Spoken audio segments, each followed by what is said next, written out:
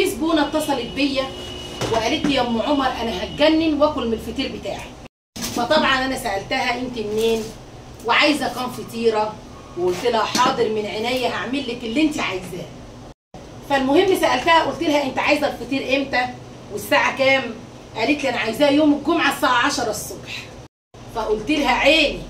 المهم في اليوم ده اللي هو امبارح بالليل كنت سهرانه بقى بعمل في قرص وقراقيش ومنين وحاجات بقى حلوه من المعجنات دي اللي بالسمنه البلدي. فسهرت فضلت سهرانه يا ولاد لحد الساعه يمكن داخله على الفجر. جيت اصحى الصبح بعيد عنكم ما قدرتش اصحى الا لقيت تليفونها بيرن عليا الساعه 9. ها يا ام عمر خلصت الفطير؟ فقلت لها وهي الساعه كام؟ قالت لي الساعه 9. قلت لها 9 انا نايمه الفجر يا حاجه. قالت لي طب انا عاوزه الفطير بتاعي. قلت لها بصي يا ام بيبو سيبيني انام واشبع نوم، اصل الفطير ده يا ولاد بتاع ام بيبو.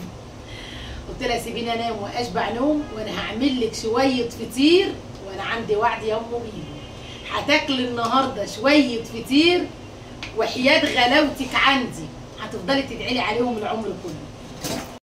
طبعا ام بيبو بصراحه قدرت الموقف وقالت لي خلاص يا ام عمر براحتك هتجيبي لي الفطير امتى؟ قلت لها هجيبه لك بعد السهر.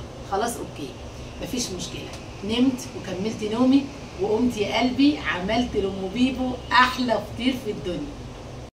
تكليف الهنا يا روحي بألف هنا وشفا. بحبكم في الله.